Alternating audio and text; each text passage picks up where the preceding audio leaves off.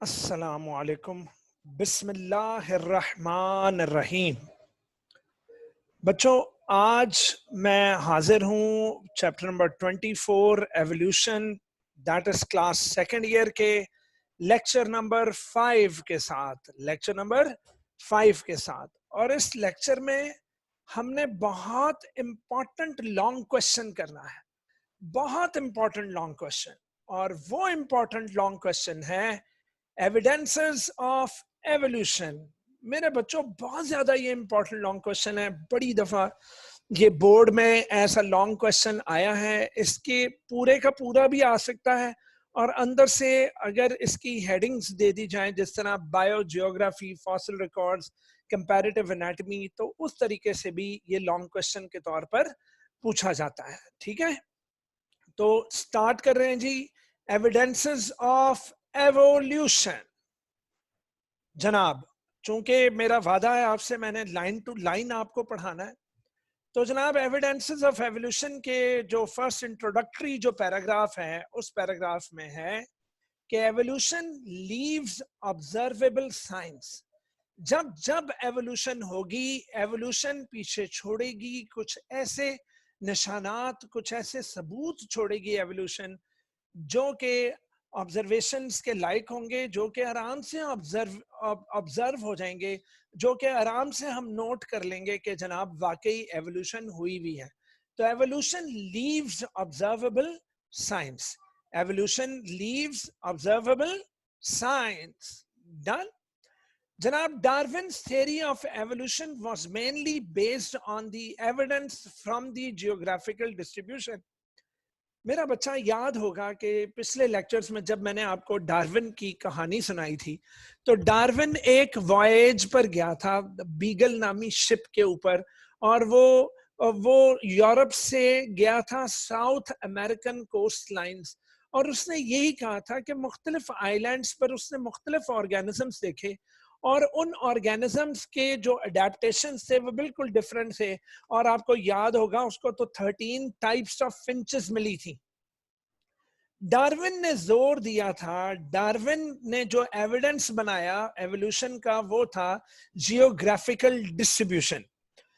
Geographical distribution, उसने कहा था कि कुछ ऐसे ऑर्गेनिजम्स हैं जो गैलापागोस मेनलैंड पर मिले, गैलापागोस आइलैंड्स पर, और वो कहीं और पर वो जानवर या वो पौधे कहीं और पूरी दुनिया में भी नहीं है।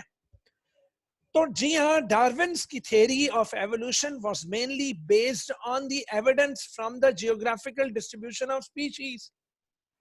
और तो और डार्विन ने फॉसिल्स के बारे में भी बात की कि उसको जो फॉसिल्स मिले वो फॉसिल्स मौजूदा जानदार जैसे भी नहीं थे, फॉसिल्स डिफरेंट थे, मौजूदा ऑर्गेनिजम्स डिफरेंट थे। तो उसने कहा जरूर फॉसिल्स में, यानी उन ऑर्गेनिजम्स में descent with modification, that is evolution हुई होगी तो मौजूदा जानदार बने जो कि उनसे तब्दील शुदा है।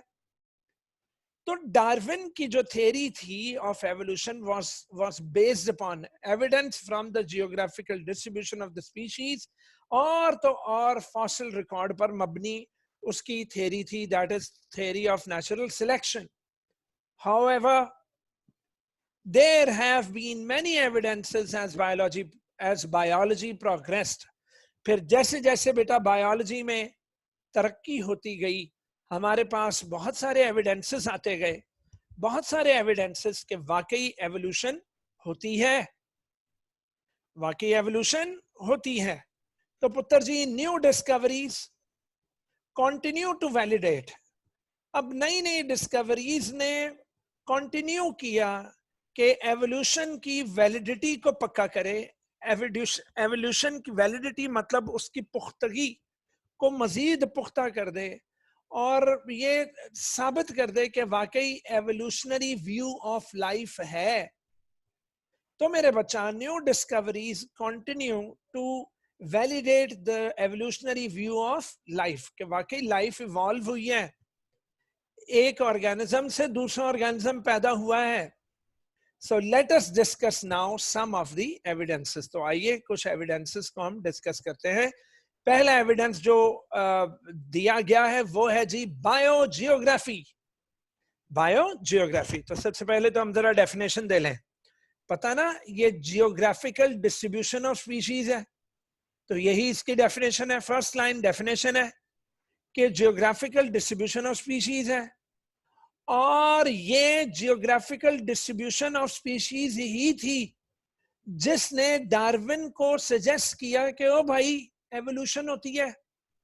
तो आइए इसी जुमले को इंग्लिश में कह देते हैं कि it was the geographical distribution of the species, that is biogeography, that first suggested the idea of evolution to Darwin. तो बायोजियोग्राफी ही थी जिसने डार्विन को एवोल्यूशन का आइडिया दिया, जिसने डार्विन को एवोल्यूशन का आइडिया दिया। नंबर 2 पुत्र, islands have many species of plants and animals that are endemic। मेरा बच्चा, एक आइलैंड में many species of plants and animals होते हैं that are endemic। endemic से मुराद इकट्ठे रहना, living in the same area। एक एरिया में बहुत सारे प्लांट्स और एनिमल्स इकट्ठे रहते हैं, और एक एरिया के ऑर्गेनिजम्स साथ वाले एरिया के ऑर्गेनिज्म से भी क्या होते हैं, क्लोजली रिलेटेड होते हैं। तो जनाब जी हाँ, एक आइलैंड पे रहने वाले प्लांट्स और animals, they are quite similar to the plants and animals living in the area which is neighbor to them, which is neighbor to them। For example, हम इंडियंस, सॉरी हम पाकिस्तानी और इंडियंस आपस में मिलते जुलते हैं। तो पाकिस्तान और इंडिया में कोई इतना फर्क नहीं, क्यों? क्योंकि बड़े सगीर के हैं, सेम इन्वायरमेंटल कंडीशंस में रहते हैं। वो अलग बात है कि मजहब के हवाले से हम में बड़ा पुख्ता दो कौमी नजरिया है। लेकिन मेरा बच्चा, islands have many species of plants and animals that are endemic, that is they live together in the same area, and these plants and animals are closely related to the species of the nearest mainland or neighboring island। अब मेरा बच्चा, एक सबूत हमें मिला, वो ये है कि आर्माडिलोस, क्या मेरा बच्चा, आर्माडिलोस एक खास किस्म के ऑर्गेनिजम्स हैं इस तरह के। आर्माडिलोस की बॉडी ऐसी लगती है जैसे इन्होंने आर्मर पहना हो। आर्मर कहते हैं बेटा जंगी लिबास को। तो जिस तरह पुराने जमाने में जब तलवारों की जंगें होती थी तो वो फौजी एक लोहे का लिबास नहीं था पहन लेते बेटा, उसको आर्मर कहते थे, या कहते हैं, सॉरी। तो जनाब, ये आर्मर जैसी जिस्म, उस जैसी स्किन की वजह से इनका नाम पड़ गया आर्माडिलोस। आपको पता है, ये आर्माडिलोस जो कि आर्मर्ड मैमल्स हैं, ये सिर्फ और सिर्फ अमेरिका में पाए जाते हैं। आर्माडिलोस सिर्फ और सिर्फ क्या पाए जाते हैं, अमेरिका में, और कहीं भी नहीं। तो बेटा ये सोचा जाता है कि शायद ये वही अमेरिका के किसी एंसेस्टर, यानी कि अमेरिका में रहने वाले किसी जानवर के अंदर एवोल्यूशन का, शायद किसी एवोल्यूशन का नतीजा है। शायद आर्माडिलोस डिसेंडेंट्स हैं ऑफ सम स्पीशीज देयर। तो जनाब, consider armadillos, the armoured mammals that live only in America. Evolutionary एतबार से व्यू ऑफ बायोजियोग्राफी प्रेडिक्ट्स, इस तरफ हमें प्रेडिक्शन देती है कि दैट कॉन्टेम्परेरी, कॉन्टेम्परेरी कहते हैं मौजूदा, कि वहां पर जो मौजूदा आर्माडिलोस हैं वो शायद मॉडिफाइड डिसेंडेंट्स हैं वहां रहने वाली किसी अर्ली स्पीशीज की, जो अमेरिकन कॉन्टिनेंट्स में पहले मौजूद थी। तो पता लगा अमेरिका में रहने वाले किसी एंसेस्टर में एवोल्यूशन हुई, तो मौजूदा आर्माडिलोस मारज़े वजूद में आ गए। किस में आ गए? मारज़े वजूद में।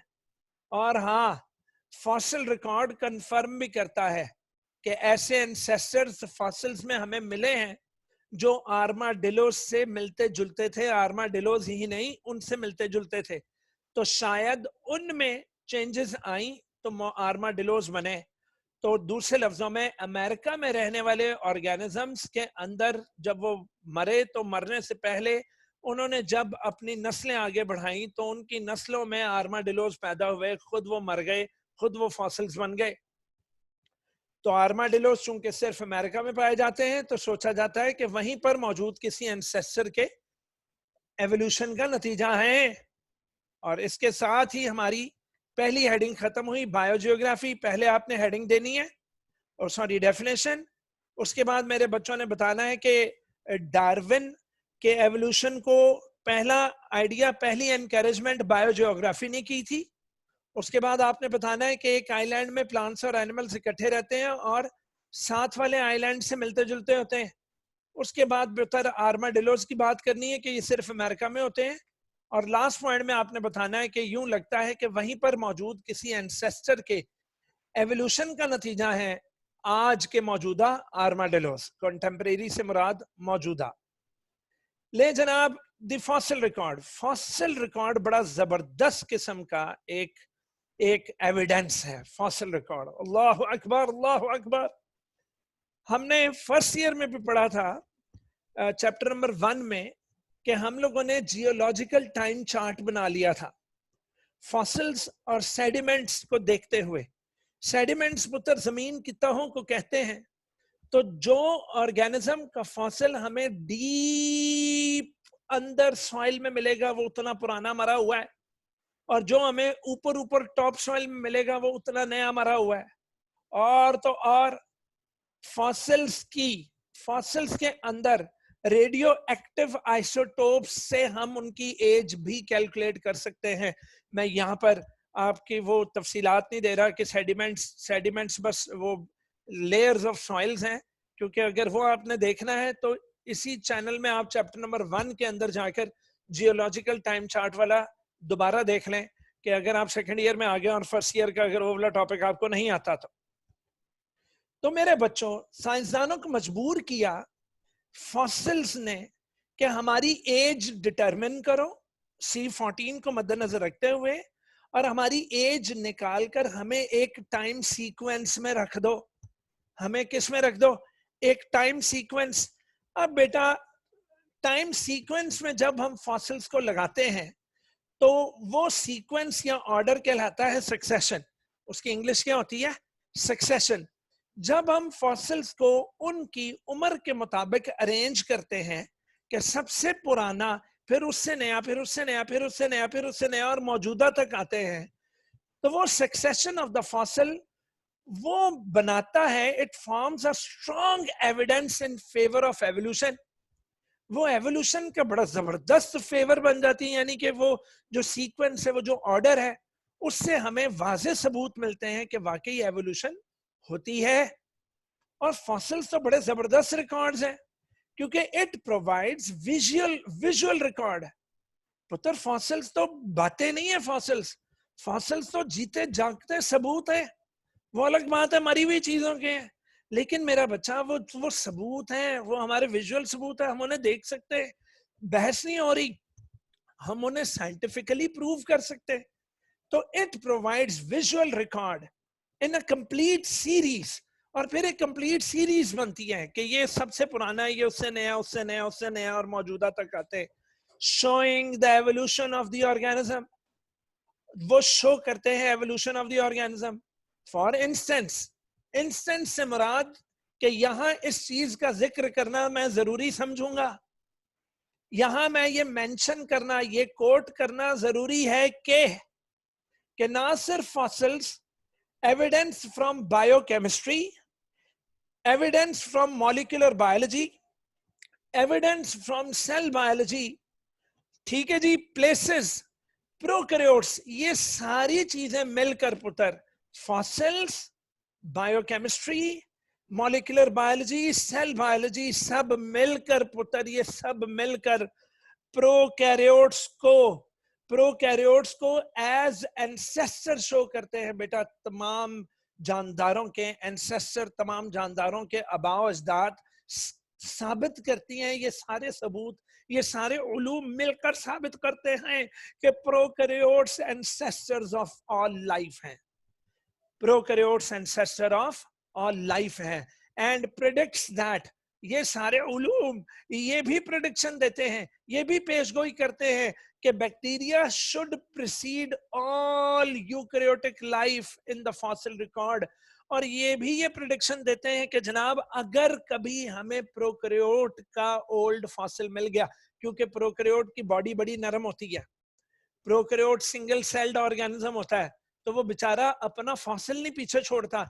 जिस दिन वो फॉसिल मिल गया उस दिन हमें पता लग जाएगा कि वाकई प्रोकैरियोट्स एंसेस्टर्स ऑफ लाइफ हैं। लेकिन इंडीड दर हकीकत दर हकीकत the oldest known fossils are prokaryotes.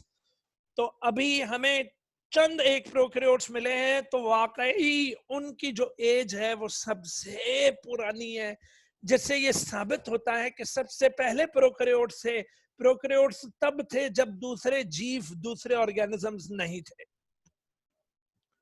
जनाब another example of the chronological appearance. ये क्या है क्रोनोलॉजिकल अपीयरेंस? मतलब लिख ले इसका, अर्लियर इनटू लेटर, यानी पहले कौन मौजूद था और उसके बाद कौन मारज वजूद में आया। तो पहले जमाने में कौन, तो अगले जमाने में कौन।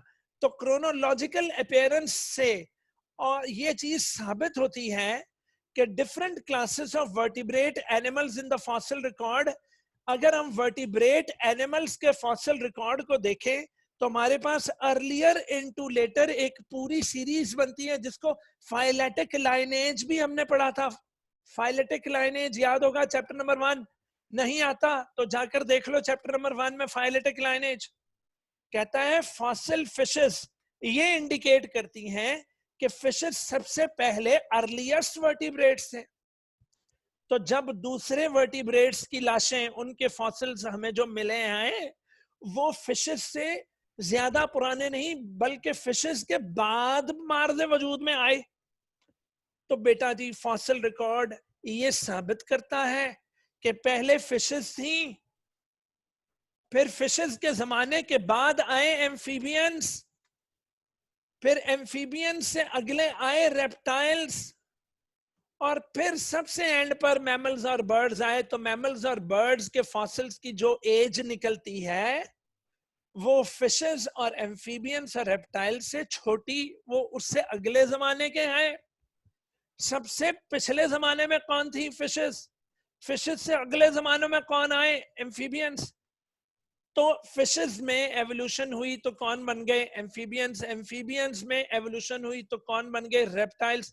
रेप्टाइल्स में एवोल्यूशन हुई तो कौन बन गए? Mammals and birds. The sequence is consistent. This sequence is consistent with the history of vertebrate descent. तो यहां से पता लगा कि वाकई वर्टिब्रेट्स में भी डिसेंट विद मॉडिफिकेशन हुई है, दैट इज एवोल्यूशन हुई है भाई। The evolution of horse. अब मेरा बच्चा अगर आप जाकर एवोल्यूशन ऑफ हॉर्स देख ले नेट वगैरह पर, तो वो प्रोवाइड आपको करेगा एक example of such a history कि किस तरह हॉर्स इवॉल्व हुआ। तो ये एक एग्जाम्पल थी। पुत्र जी fossils are either the actual remains, या तो फॉसिल्स उस मरे हुए जानदार की एक्चुअल ढांचा, उसका एक्चुअल रिमेन पड़ा हुआ है, या फिर उस जानवर के, उस पौधे के कुछ कुछ ट्रेसेस आपको मिल जाती हैं, कुछ कुछ निशानात उसके मिल जाते हैं जो कि एंशिएंट जियोलॉजिकल टाइम्स में मौजूद थे। एंशिएंट जियोलॉजिकल टाइम्स में मौजूद थे। The organism may be embedded in sand. यहाँ तो ऑर्गेनिज्म आपको सैंड के अंदर खुबा हुआ मिलेगा, या किसी रेजिन में खुबा हुआ मिलेगा। रेजिन मतलब बेटा एक चिपचिपा मादा, उस वो मादा जो कि अक्सर औकात प्लांट्स वगैरह छोड़ते हैं रेजिन्स, तो वो रेजिन निकल रहा होता है तो पता लगता है कि एक मॉस्किटो या कोई एफिड, कोई चीज, कोई ऑर्गेनिज्म बैठा हुआ था, उसके ऊपर एकदम रेजिन आ गया, वो उधर ही बेचारा जाम हो गया। तो जो है भाई, वो दरख्त के तने पे बैठा हुआ था, उसके ऊपर रेजिन आकर, तो वो आकर जम गया, वो रेजिन कहीं उतर गया, वो रेजिन कहीं जमीन में चला गया, खुदाई करते वक्त वो मिला, उसको काट कर देखा अंदर मच्छर था। शायद ज्यूरासिक पार्क की मूवी में कुछ इसी तरह का सीन था।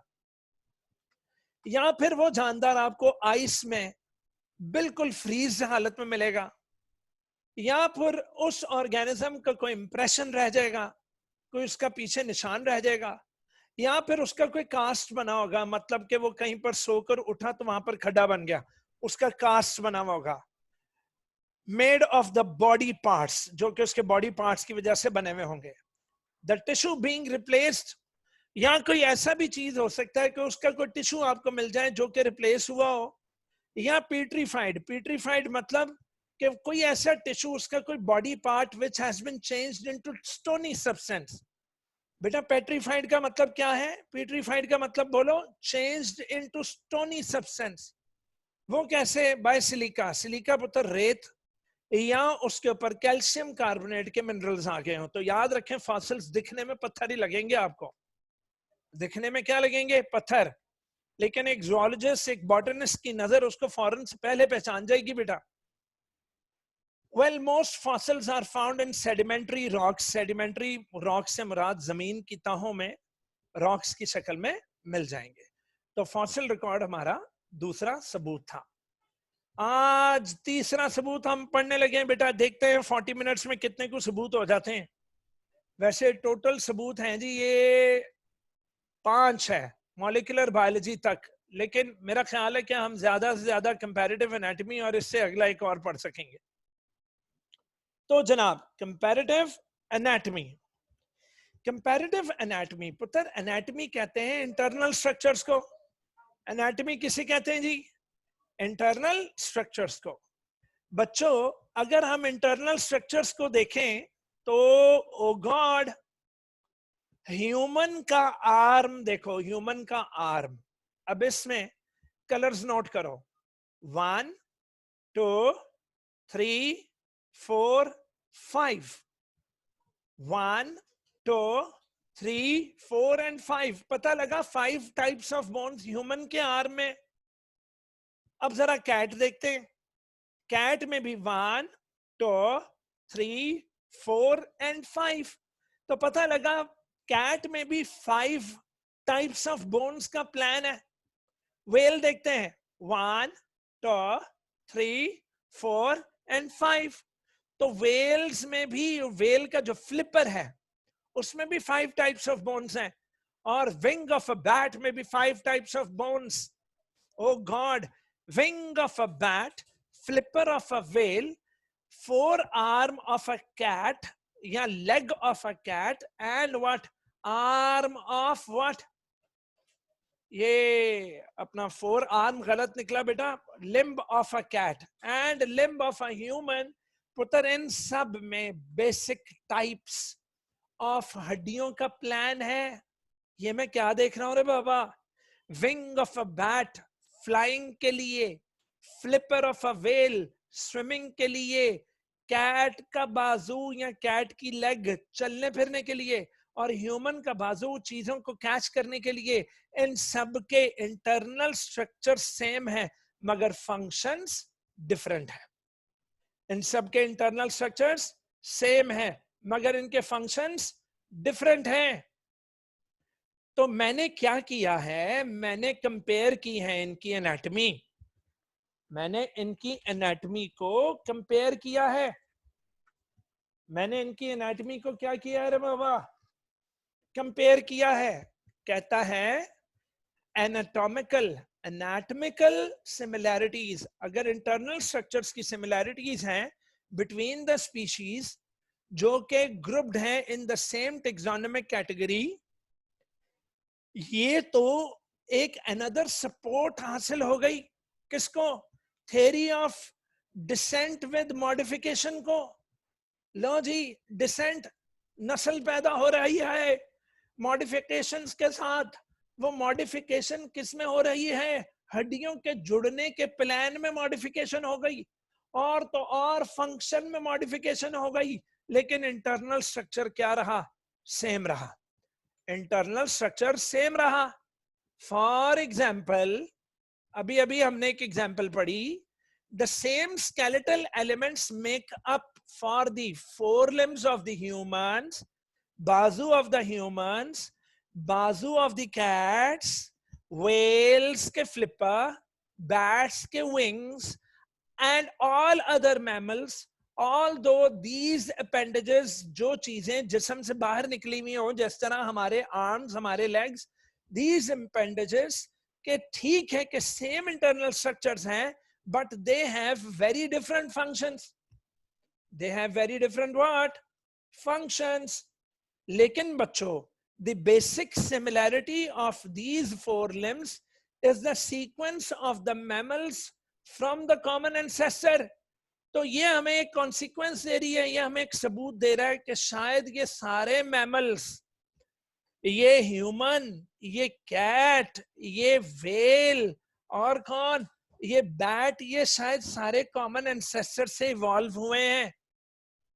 The arms, the wings, the flippers and the forelegs of different mammals are variations on the common anatomical theme. तो कहता है anatomy की theme तो इन सब की common है, लेकिन variations किस में आ गई? इनके functions में. तो ये जो variations हुई हैं, ये ही modification हुई है, और इस तरह की modification को divergent functions कहते हैं. क्या कहते हैं? Divergent functions. What is divergent evolution या divergent functions? तो मेरी बात सुनो. Internal structure same होना, इंटरनल स्ट्रक्चर सेम होना, मगर फंक्शंस डिफरेंट हो जाना. जब इंटरनल स्ट्रक्चर सेम हो और फंक्शंस डिफरेंट हो जाएं, तो such kind of evolution is called divergent evolution. Such kind of evolution in the functions is called divergent functions. It's called what? Divergent functions. Well, similarity in the characteristics resulting from common ancestry is known as homology. फिर ना कहना खबर ना हुई. अल मशहूर तरीन short question है जी. क्या? Similarity in characteristics resulting from common ancestry is known as homology. तो क्या है जी homology? Homology similarity है in characteristics resulting from common ancestry is called homology. Well, and such an anatomical signs of the evolutionary are called homologous structures. तो जी हाँ, ये wing of a bat, flipper of a whale, and arm of a man and foreleg of a cat, ये सारे homologous structures हैं. Comparative anatomy supports that evolution is the remodeling. Evolution पुत्र remodel, एक अगला model तैयार होता है, process in which ancestral structures that functioned in one capacity become modified.